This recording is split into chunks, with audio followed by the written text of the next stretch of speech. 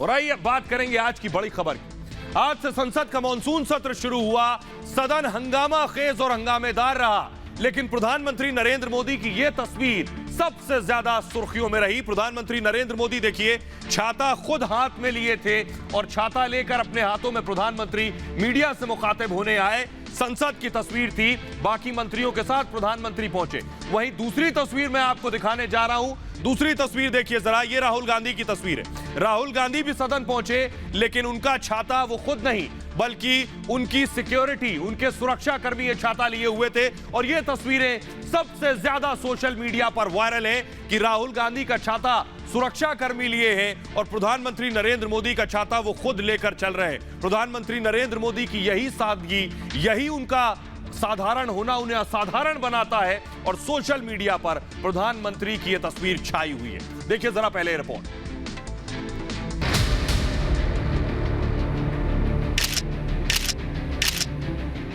प्रधानमंत्री मोदी की यह तस्वीर तेजी से वायरल हो रही है, जिसमें पीएम मोदी ने दिल्ली में बारिश के दौरान अपना छाता खुद अपने हाथों में ले रखा है। लोग प्रधानमंत्री की सादगी की जमकर तारीफें कर रहे हैं। संसद के मॉनसून सत्र की शुरुआत से पहले प्रधानमंत्री मोदी अपने कुछ मंत्रियों के साथ संसद भवन के बाहर मीडिया को संबोधित करने के लिए आए थे और उस समय बारिश हो रही थी। पीएम ने अपना छाता अपने हाथों से पकड़ रखा था। वहीं दूसरी तरफ राहुल गांधी भी संसद पहुंचे तो उनका छाता राहुल गांधी खुद नहीं बल्कि उनके सुरक्षा कर्मियों ने पकड़ा हुआ था। राहुल गांधी आगे आगे चल रहे थे और उनकी सिक्योरिटी में तैनात सुरक्षा कर्मी उन्हें बारिश से बचाने के लिए छाता लेकर पीछे पीछे चल रहे थे। अब ये दो तस्वीरें देखिए, एक में देश के पीएम मोदी हैं तो दूसरी तस्वीर में कांग्रेस के पूर्व अध्यक्ष राहुल गांधी। पीएम बेहद सादगी के साथ बिना किसी तामझाम और लाव लश्कर के चल रहे हैं। खुद ही बारिश से बचने के लिए छाता थाम लिया तो राहुल गांधी अपने सुरक्षा कर्मियों से घिरे और उन्हीं को छाता पकड़ा रखा है और खुद तेजी से आगे बढ़ रहे हैं।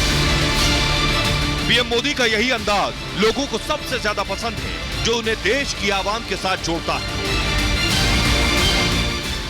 तो प्रधानमंत्री की सादगी की ये पहली तस्वीर नहीं थी। आइए आपको एक और तस्वीर दिखाने जा रहे हैं। ये देखिए, प्रधानमंत्री ने जब पैर धोए थे, ये भी प्रधानमंत्री नरेंद्र मोदी का साधारण होना सादगी बताता है, उनका बड़प्पन बताता है। प्रधानमंत्री ने ये पैर धोए थे, ये देश के प्रधानमंत्री हैं। दूसरी तस्वीर मैं दिखाऊं आपको। दूसरी तस्वीर राहुल गांधी की है, जब नारायण सामी राहुल गांधी की चप्पलें पकड़ रहे थे। यह भी देश की सियासत में तस्वीर वायरल हुई थी। एक और तस्वीर मैं आपको दिखाता हूं, जल्दी से अगली तस्वीर में दिखाऊं। नारायण सामी राहुल गांधी की चप्पल पकड़े हुए। प्रधानमंत्री नरेंद्र मोदी ने न सिर्फ पैर धोए थे बल्कि पांव पोछे भी थे। यह प्रधानमंत्री का कद दरअसल बताता है। अगली तस्वीर मैं आपको दिखाऊं, राहुल गांधी की तस्वीर अगली देखिए। राहुल गांधी के ये शख्स पैर छू रहा है, राहुल गांधी वहां से गुजर रहे थे। ये राहुल गांधी की शख्सियत को दर्शाता है। अगली तस्वीर मैं आपको दिखाता हूं प्रधानमंत्री नरेंद्र मोदी की। ये देखिए, प्रकाश सिंह बादल जो कि बड़े वरिष्ठ नेता हैं, उनसे जब प्रधानमंत्री मिले तो प्रधानमंत्री झुककर खुद उनके पांव छू रहे थे। एक और तस्वीर मैं दिखाता हूं प्रधानमंत्री नरेंद्र मोदी की। ये देखिए, प्रधानमंत्री नरेंद्र मोदी ने कैसे पांव छुए थे फ्रीडम फाइटर के। ये देखिए, पांव छुए थे कर्नल निजामुद्दीन। ये प्रधानमंत्री की तस्वीर जो बताती है, यही उनकी सादगी है जो प्रधानमंत्री को दूसरे सियासतदानों से अलग खड़ा करती है, इस पूरी रेस में अलग करती है। एक और तस्वीर मैं आपको दिखाता हूं, देखिए जरा।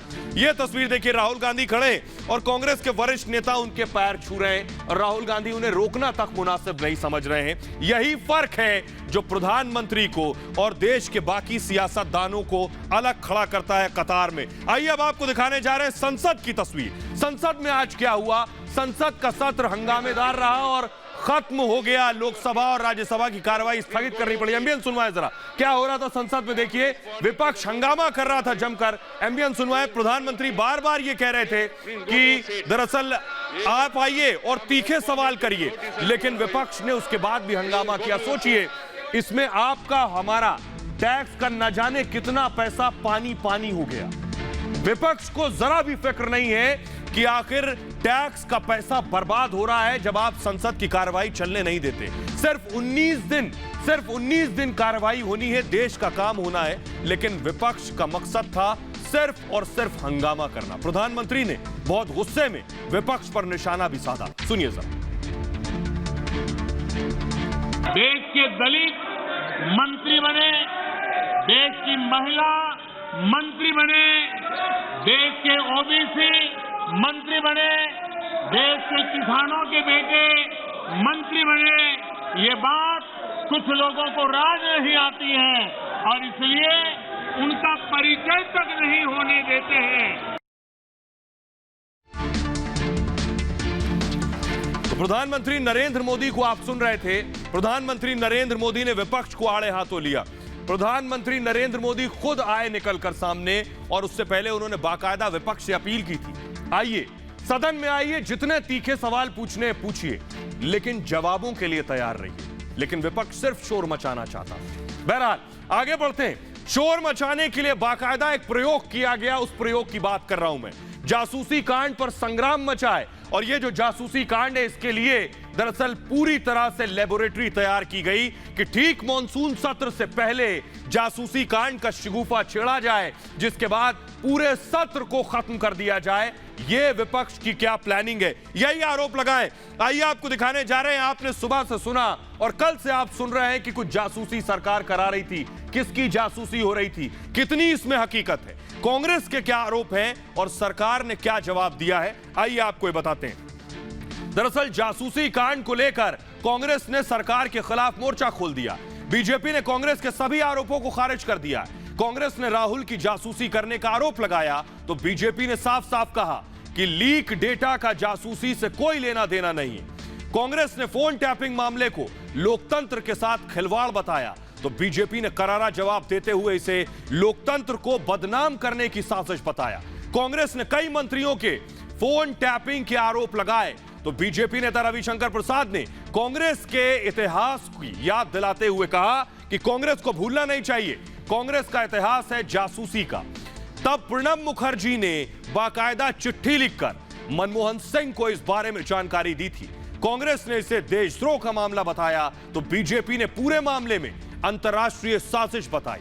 कांग्रेस ने पूरे मामले की निष्पक्ष और स्वतंत्र जांच कराने की मांग की। वहीं बीजेपी ने कहा जासूसी के खिलाफ भारत में पहले से सख्त कानून है। मॉनसून सत्र से पहले कांग्रेस का यह बड़ा मुद्दा कांग्रेस को मिल गया है। अब कांग्रेस की तैयारी है मामले को सदन में उठाने की। वहीं बीजेपी ने इस लीक कांड की टाइमिंग पर सवाल उठाए हैं। पूछा कि मॉनसून सत्र से पहले यह साजिश है या संयोग। इस बीच इजरायली कंपनी एनएसओ ग्रुप ने अपने पेगासस सॉफ्टवेयर को लेकर हुए खुलासे पर बयान जारी किया है। कंपनी का कहना यह है कि खुलासों का कोई तथ्यात्मक आधार नहीं है। कंपनी के मुताबिक ऐसा लगता है कि अज्ञात सूत्रों ने गलत जानकारी मुहैया कराई है। सरकार ने पहले ही कांग्रेस के आरोपों को खारिज कर दिया है। आइए जल्दी से आपको बताता हूं कि पेगासस है क्या। आप कल से सुन रहे हैं पेगासस ये भला क्या है, ये आपको बताने जा रहे हैं। ये दरअसल इजरायली सॉफ्टवेयर कंपनी है। ये सॉफ्टवेयर है एक तरह का। पेगासस सिक्योरिटी फर्म एनएसओ ने बनाया। ये एनएसओ जो है इसने पेगासस सॉफ्टवेयर बनाया।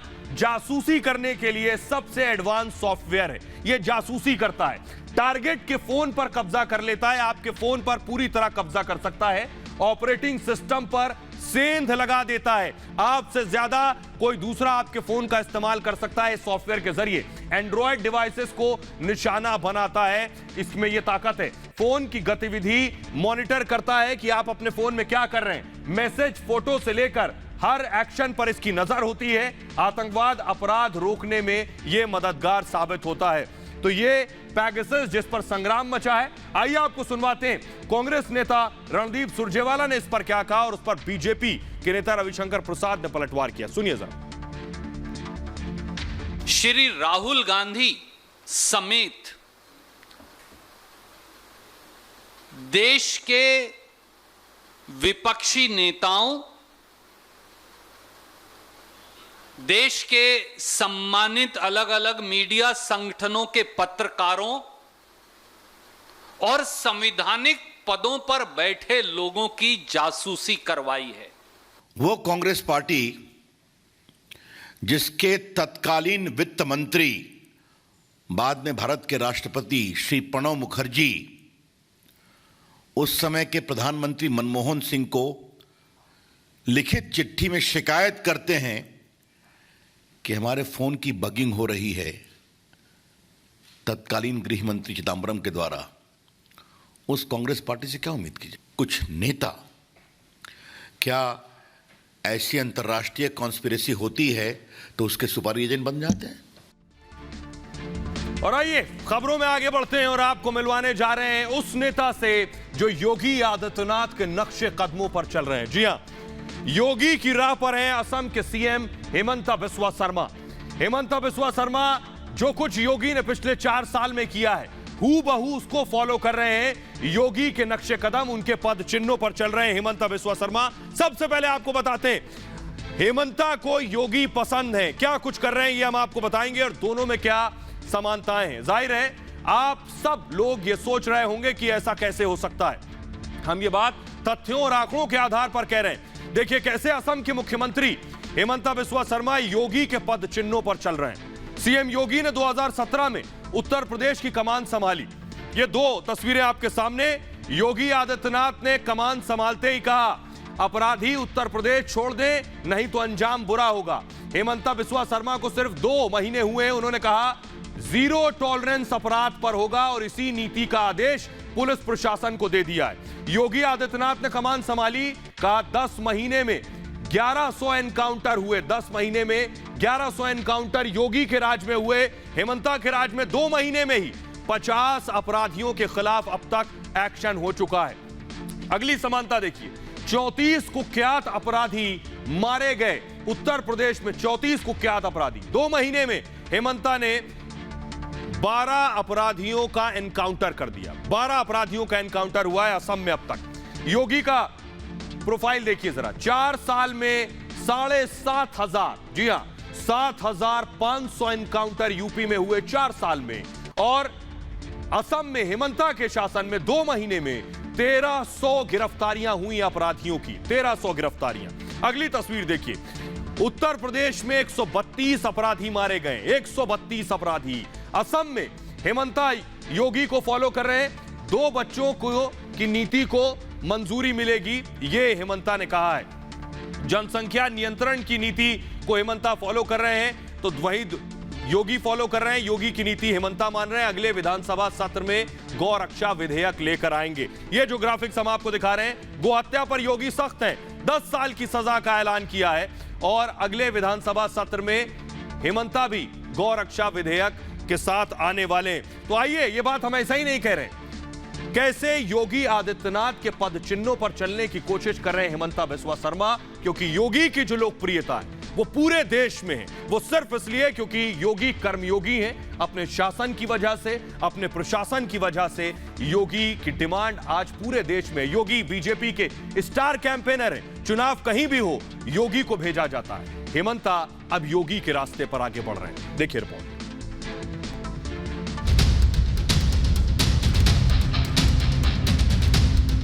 उत्तर प्रदेश के अंदर गुंडे या तो जेल के अंदर हैं या फिर उनका राम नाम सत्य है हो गया है। योगी ने राह दिखाई, हेमंता ने अपनाई।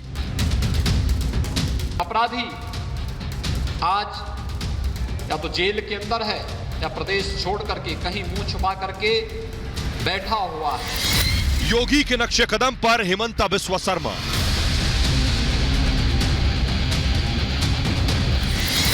योगी मॉडल से होगा असम का विकास।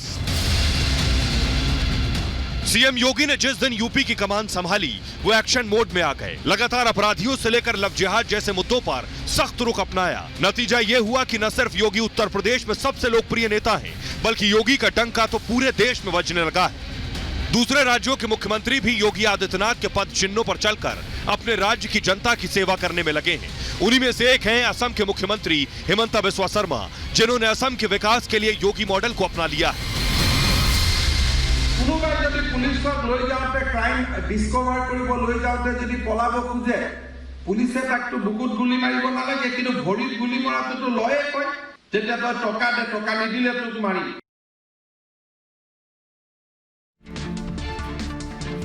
और योगी के राज में ठीक जिस तरह से एनकाउंटर हुए, या अपराधी अब उत्तर प्रदेश छोड़कर चले गए।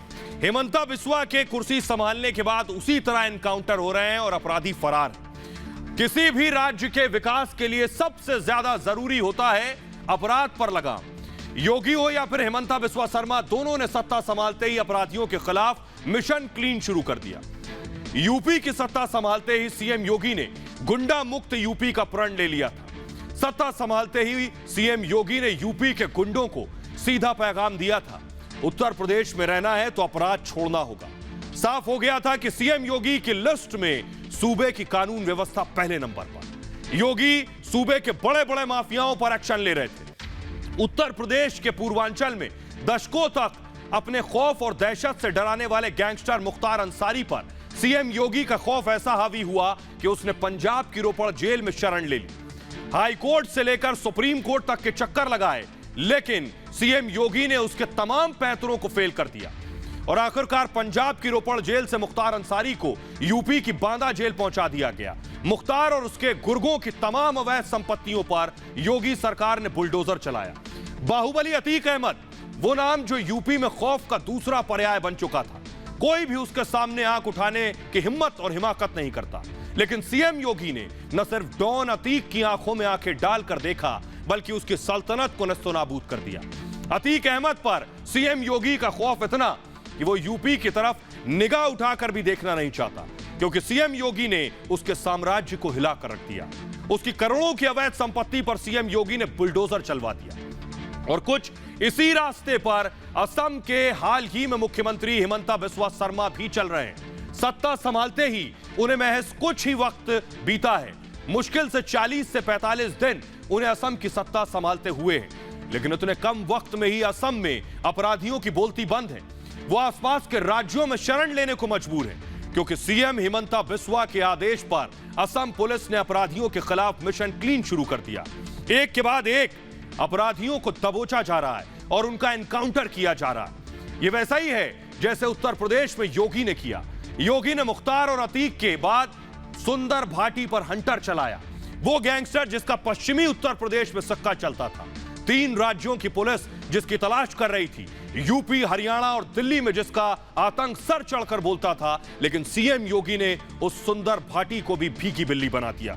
सीएम योगी ने एक एक कर उसके तमाम गुर्गों को सलाखों के पीछे ढकेल दिया, करोड़ों की संपत्ति को जब्त कर लिया और उसके आतंक का पूरी तरह से सफाया कर दिया। कुल मिलाकर योगी आदित्यनाथ ने अतीक अहमद की 326 करोड़ की संपत्ति, मुख्तार अंसारी की 194 करोड़ की संपत्ति, सुंदर भाटी की 63 करोड़ की संपत्ति और ध्रुव कुमार उर्फ कुट्टू सिंह की 18 करोड़ की संपत्ति अब तक जब्त हो चुकी है। आइए अब आपको बताते हैं, सिर्फ अपराध ही नहीं, गौवंश को लेकर योगी आदित्यनाथ जब गोरखपुर जाते हैं तो गायों को दुलराते हैं। गौवंश को लेकर भी सीएम योगी और हेमंता एक ही रास्ते पर है। मुख्यमंत्री हेमंता बिस्वा शर्मा और यूपी के मुख्यमंत्री योगी आदित्यनाथ लगभग एक ही राह पर चल रहे हैं। मामला है गौ हत्या पर रोक का। सीएम पद संभालते ही योगी आदित्यनाथ ने उत्तर प्रदेश में कई कड़े फैसले लिए। उनमें से एक था गौ हत्या रोकने के लिए सख्त कानून। जी हां, योगी सरकार ने गौ हत्या रोकने के लिए सख्त कानून बनाया। गौ हत्या पर 10 साल तक की सजा का प्रावधान किया। गौवंश को शारीरिक नुकसान, मैं आपको बताऊं कि देखिए, योगी आदित्यनाथ ने गौ हत्या के लिए सख्त कानून बनाया तो हेमंता बिस्वा शर्मा ने संविधान के दायरे में कार्रवाई का ऐलान किया है। योगी आदित्यनाथ ने गौ हत्या पर जो कानून बनाया उसमें 10 साल तक की सजा है। हेमंता बिस्वा शर्मा ने कहा गौ हत्या रोकने के लिए बहुत जल्द कानून लेकर आएंगे। सिर्फ 45 दिन हुए उन्हें सत्ता में आए। 1 से 7 साल तक की सजा है इस कानून के तहत। और हेमंता बिस्वा शर्मा ने कहा अगले सत्र में गौवंश हत्या का कानून लेकर आ रहे हैं। योगी के कानून के हिसाब से तस्करी के मामले पर भी सख्त कार्रवाई होगी। हेमंता बिस्वा शर्मा ने तस्करी रोकने के लिए गौ सुरक्षा बिल तैयार कर लिया है। यह है दोनों में समानताएं। आइए अब आपको बताते हैं, गौवंश तो पर दोनों की राह एक है, लेकिन जनसंख्या नीति पर भी जैसा योगी आदित्यनाथ सोचते हैं वैसा ही हेमंता बिस्वा शर्मा सोचते हैं। आइए अब आपको बताता हूं, जनसंख्या विस्फोट एक बहुत बड़ा मुद्दा है, एक ऐसा मुद्दा जिस पर किसी भी राज्य या देश का विकास टिका होता है। इसलिए योगी आदित्यनाथ ने वक्त रहते आबादी विस्फोट पर लगाम लगाने के लिए सख्त कदम उठाए और विश्व जनसंख्या दिवस के मौके पर उत्तर प्रदेश के मुख्यमंत्री योगी आदित्यनाथ ने सूबे के लिए नई जनसंख्या नीति का मसौदा पेश कर दिया। उत्तर प्रदेश के राज्य विधि आयोग ने सीएम योगी के आदेश पर इस मसौदे को तैयार किया, जिसके तहत 2 से ज्यादा बच्चे होने पर सरकारी सुविधाएं नहीं मिल पाएंगी। किसी तरह की सब्सिडी भी नहीं मिलेगी और ऐसे लोग स्थानीय चुनाव भी नहीं लड़ पाएंगे। 2 से ज्यादा बच्चे होने पर सरकारी नौकरी नहीं मिलेगी। वहीं दूसरी तरफ आपको बताएं, 2 चाइल्ड पॉलिसी के लिए सोचने वाला यूपी अकेला राज्य नहीं है। योगी सरकार की तरह ही असम के सीएम हिमंता बिस्वा शर्मा ने भी आबादी विस्फोट को डिफ्यूज करने के लिए वक्त रहते कदम उठाने शुरू कर दिए। असम के मुख्यमंत्री हिमंता बिस्वा शर्मा ने हाल ही में कहा कि राज्य की सरकारी योजनाओं का लाभ उन लोगों को मिलेगा जिनके 2 बच्चे होंगे। हिमंता बिस्वा शर्मा ने कहा था कि राज्य सरकार की योजनाओं का लाभ उठाने वालों के लिए धीरे धीरे 2 चाइल्ड पॉलिसी लागू की जाएगी। उन्होंने कहा था कर्ज माफी हो या फिर अन्य सरकारी स्कीम, हम धीरे धीरे इन योजनाओं के लिए जनसंख्या नीति लागू करेंगे। ऐसा पहली बार नहीं कि हिमंता बिस्वा शर्मा ने यह बात कही हो। कुछ दिन पहले भी उन्होंने मुस्लिम समुदाय से अपील की थी आबादी कंट्रोल करने की और कहा था कि जनसंख्या वृद्धि रोकने के लिए अल्पसंख्यक समुदाय का सहयोग जरूरी है। आइए अब आपको बताते हैं, सिर्फ गौवंश और जनसंख्या नीति ही नहीं, लव जिहाद उत्तर प्रदेश में एक बहुत बड़ा मुद्दा था। योगी आदित्यनाथ उस पर कानून लेकर आए। हिमंता बिस्वा शर्मा ने भी लव जिहाद पर एक्शन की बात कही है। योगी ने सत्ता संभालते ही सबसे पहले जिन चुनिंदा मुद्दों पर सख्ती बरती उनमें से एक है लव जिहाद। योगी सरकार लगातार लव जिहाद को रोकने के लिए कदम उठा रही। हाल ही में योगी सरकार ने लव जिहाद जैसी घटनाओं को रोकने के लिए पहले अध्यादेश को मंजूरी दी, उसके बाद उसे विधानसभा में पारित कर दिया गया। योगी के लव जिहाद कानून के मुताबिक सिर्फ शादी के लिए किया गया धर्म परिवर्तन अमान्य होगा। शादी के लिए अगर धर्म परिवर्तन होगा तो वह अमान्य होगा। हिमंता बिस्वा शर्मा उसी नक्शे कदम पर चलकर कह रहे हैं लव जिहाद वालों को बख्शा नहीं जाएगा। योगी आदित्यनाथ 1 से 10 साल तक की सजा का कानून लेकर आए योगी। हिमंता बिस्वा शर्मा ने कहा धोखा किसी भी हालत में बर्दाश्त नहीं होगा। उसी पद चिन्ह पर योगी आदित्यनाथ ने कहा कि धोखा देकर धर्म परिवर्तन अपराध है, बाकायदा उसके लिए कानून आया।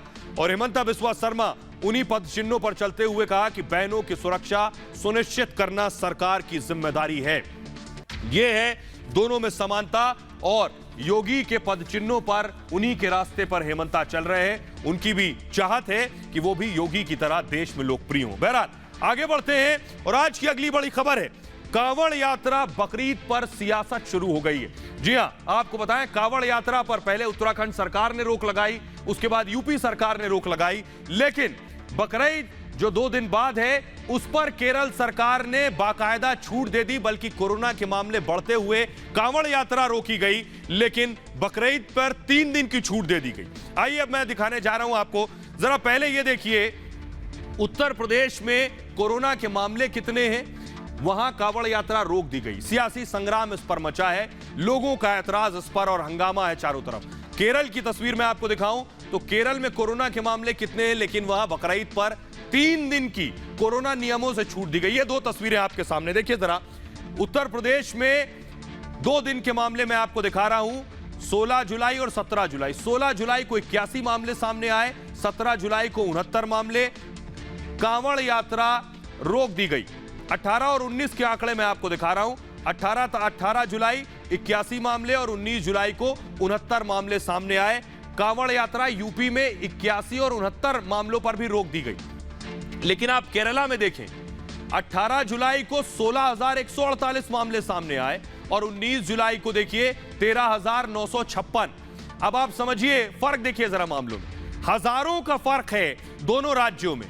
लेकिन जिस राज्य में कम मामले हैं वहां कांवड़ यात्रा रोक दी गई क्योंकि कोरोना संक्रमण फैल सकता था। जिस राज्य में ज्यादा मामले, हजारों में मामले हैं, वहां बकरीद पे 3 दिन की नियमों में छूट दे दी गई। इस पर सियासी संग्राम मचा है। आइए अब आपको बताने जा रहे हैं। सबसे पहले देखिए कि यूपी सरकार ने क्या फैसला लिया है और केरल सरकार ने क्या फैसला लिया। उत्तर प्रदेश के आंकड़े मैंने आपको बता दिए कि कोरोना के क्या है।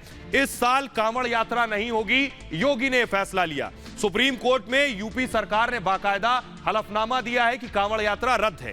केस कम होने के बावजूद कांवड़ यात्रा पर रोक लगा दी गई है। यह उत्तर प्रदेश सरकार का फैसला। केरल सरकार ने देखिए सिर्फ तुष्टीकरण के लिए, सिर्फ अपीजमेंट के लिए क्या ऐसा किया, ऐसे आरोप लग रहे हैं। केरल सरकार ने हजारों मामले होने के बाद बकरीद पर कोरोना नियमों में 3 दिन की छूट दे दी गई।